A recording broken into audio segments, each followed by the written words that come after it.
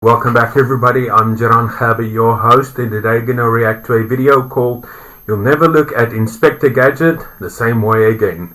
Now for new updates and content you can visit the links in the description down below, and let's get started. Enjoy.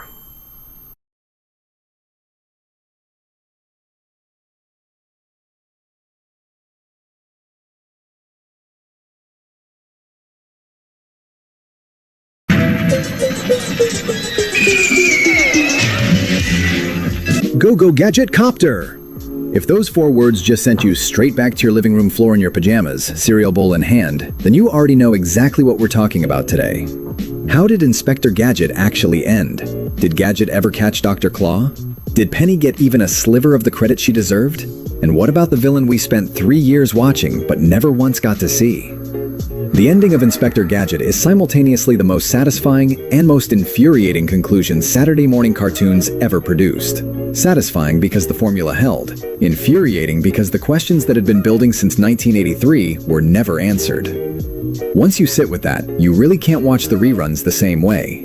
The world and premise. The year was 1983. Ronald Reagan was in the White House, Return of the Jedi had just hit theaters, and every kid in America was about to fall hard for a bumbling bionic detective who somehow saved the day without ever knowing he'd done it.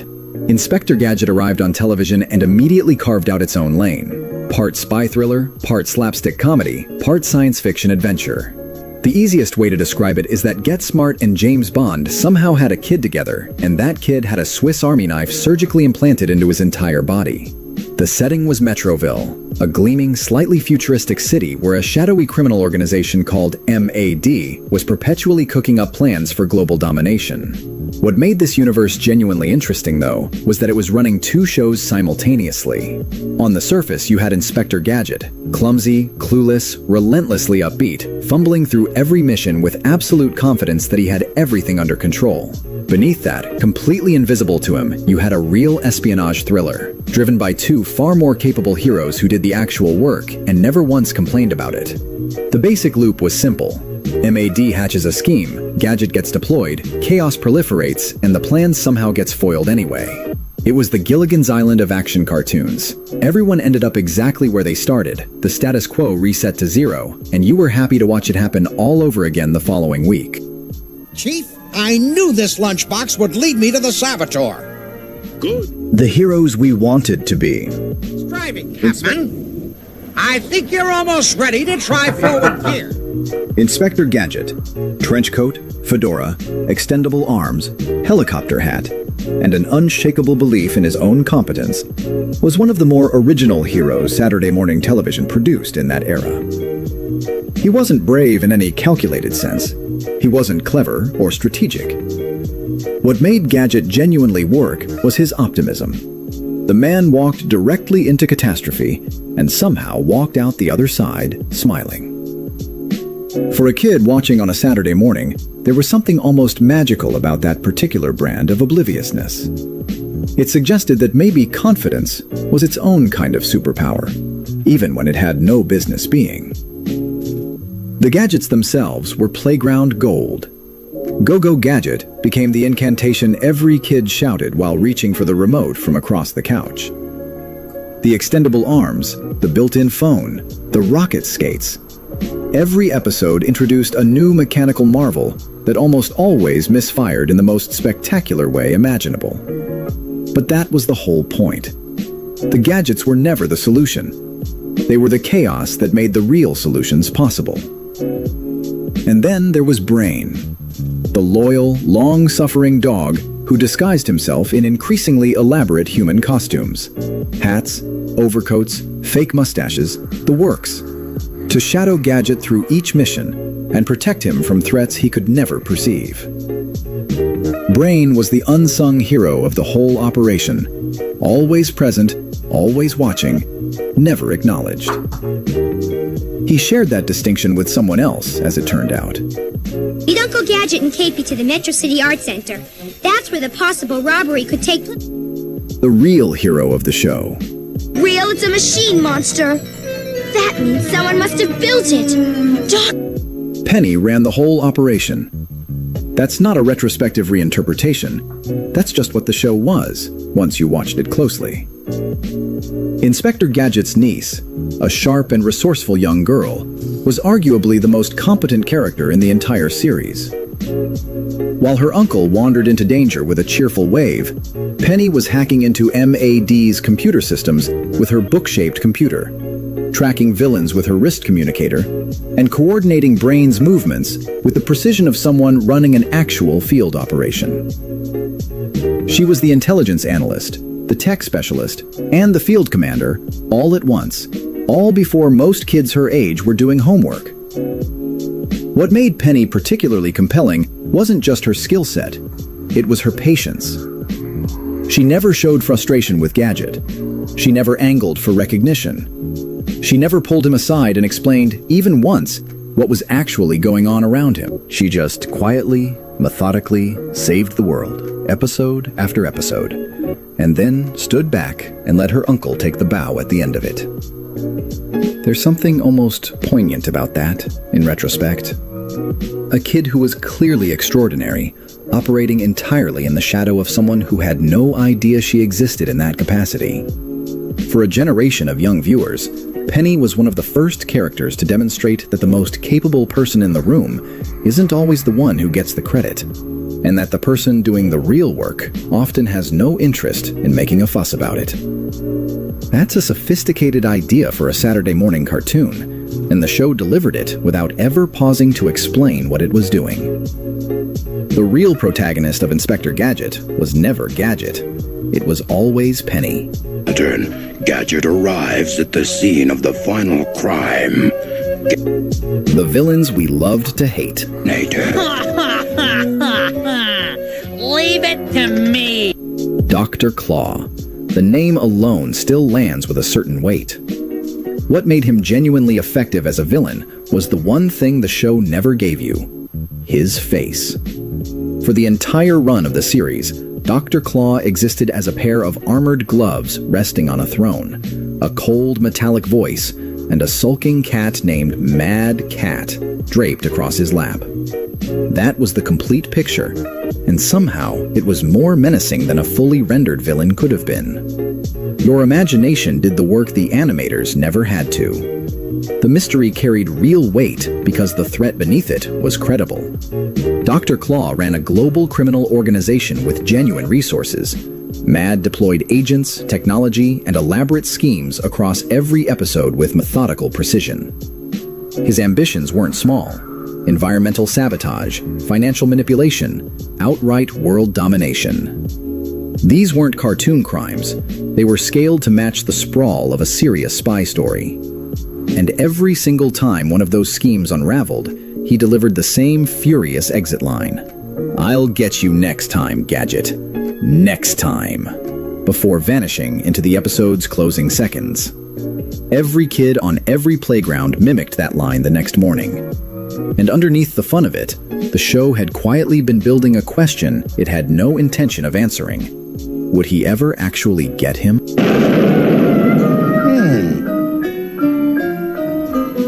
Part 2. The Journey and Ending. Oh no, they've started the countdown. I've got to stop. The most memorable episodes and arcs. Every episode of Inspector Gadget ran the same essential play, and it never stopped working. Gadget receives his mission, delivered via a self-destructing message he usually manages to blow up in his own face. Deploys into the field, stumbles through a series of escalating disasters, and emerges somehow victorious, entirely unaware of what Penny and Brain were doing behind him the whole time. It was a formula as reliable as the Saturday morning schedule itself, and the show leaned into that reliability rather than fighting it. The skill was in the variations. One week, Mad had taken over a ski resort.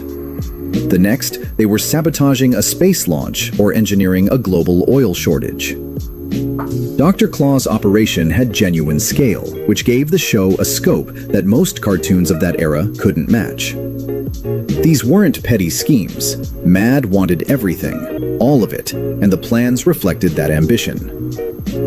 And then there were those moments, the ones every longtime viewer remembers, where Gadget deployed exactly the wrong gadget at precisely the right instant. The Gadget coat ballooning outward just as a villain lunged. The helicopter hat activating indoors, causing exactly the distraction that saved everyone. Those weren't just comedy beats, they were the show's thesis, delivered in slapstick. Sometimes the universe rewards obliviousness. Sometimes the person who has no idea what's going on ends up looking like a genius anyway. It's like I always say, Penny, if you can't lick 'em, join 'em. The ongoing mission.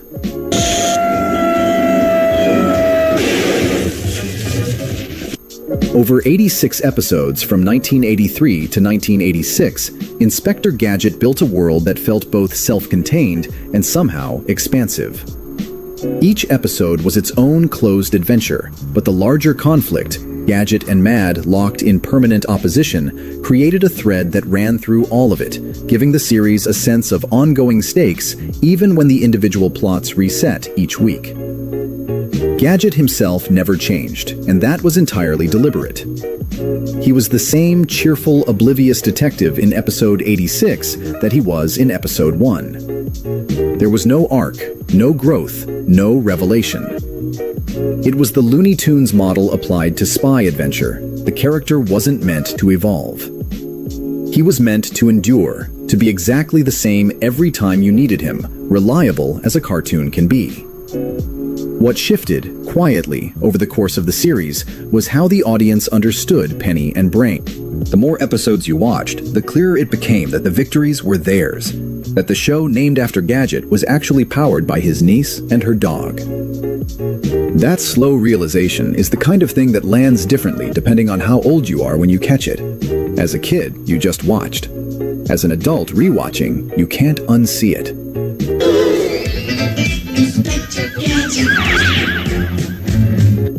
The final episodes, how the story wrapped up, or didn't. And thanks to my expert teaching, you know how to wash dishes, the walls of the Gadget house. The last episode of Inspector Gadget, Gadget's Clean Sweep, aired on December 13th, 1986. Dr. Claw's scheme. Bury Metroville under enough garbage to render the city uninhabitable and convert it into a giant dump. It's as wonderfully absurd as anything the show produced, and the execution followed the usual pattern. Gadget blundered through it, Penny and Brain quietly dismantled the operation from the background, and Metroville was saved. Dr. Claw escaped. And then he said those words one final time. "I'll get you next time, Gadget. Next time." And that was the end of the series. No resolution, no final confrontation, no callback to 3 years of built-up questions. Did Gadget ever learn what Penny and Brain had actually been doing across all those missions? Did Dr. Claw ever face any real consequence?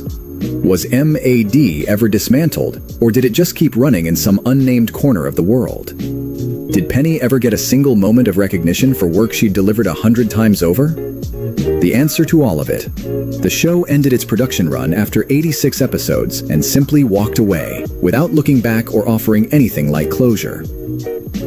How insidious. A sinking warehouse.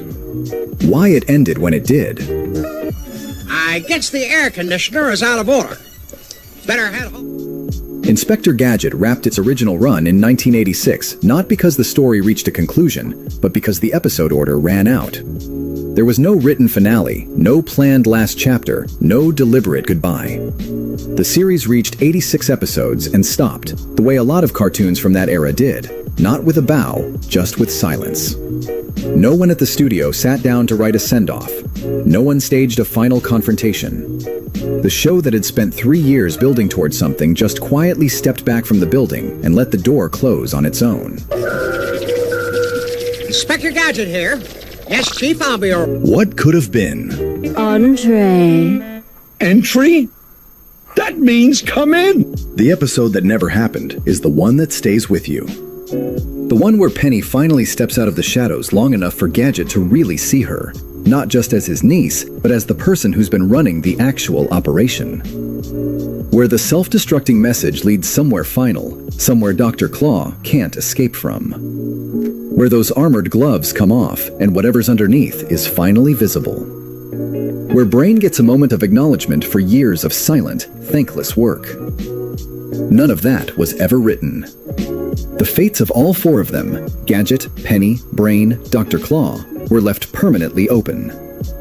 No retirement, no justice, no earned triumph. The conflict that launched 86 adventures simply stopped producing new ones, and that familiar voice was left echoing somewhere in the space where a finale should have been. Next time. There was never a next time. There was just the end of the episode order, and then quiet.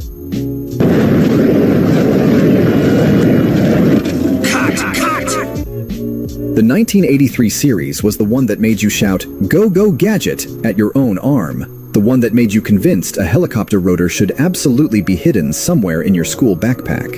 Fantastic. It was also the one that, if you watched it closely enough, was quietly telling you something real about who actually does the work in this world, and who tends to get the credit for it. Inspector Gadget ran for 86 episodes and wrapped up without resolving a single one of the questions it had spent 3 years building. The bumbling hero never understood what had been protecting him. The girl who saved the day every week never got her moment. The villain never got caught. The dog never got thanked. And somehow, all that unfinished business is a big part of why the show stays with you. It wasn't tidy. It didn't close the loop. It just kept going until it stopped, the same way a lot of things you loved as a kid eventually did. That's not a criticism. It's actually kind of honest. Life doesn't usually hand you a finale either. Who was your favorite, Gadget, Penny, or Brain? And which episode do you still remember most clearly? So that was You'll Never Look at Inspector Gadget the Same Way Again. I thoroughly enjoyed it. I've always loved this TV series, and my favorite character has always been Dr. Claw. My favorite episode is the Japanese connection, and this is what it says. Gadget receives an assignment telling him to go to Japan. Gadget's investigation involves a missing computer chip known as the PIP chip. Unfortunately, Dr. Claw has stolen it and plans to use it to power up a space device that allows Claw to electronically steal anything he wants. Plus, Claw is getting help from his counterpart, Roruda, a Japanese version of Claw. So Gadget must team up with a little girl named Sasuko to stop both Dr. Claw and Roruda. Now, I must say, this episode was brilliantly written, and I love it how Roruda's men keep hurting each other, and when Inspector Gadget enters that sumo wrestling competition, every sumo wrestler says hi to each other, and they say Ohio, and Inspector Gadget says Oklahoma. But it's a fantastic episode. As the narrator said, Penny is the one always assigning Brain to do the hard work, but she's the brains behind the mission. And as we know, Inspector Gadget is always the clumsy one.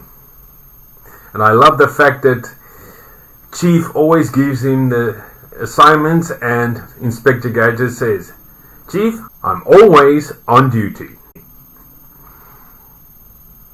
Seriously, I absolutely love this series.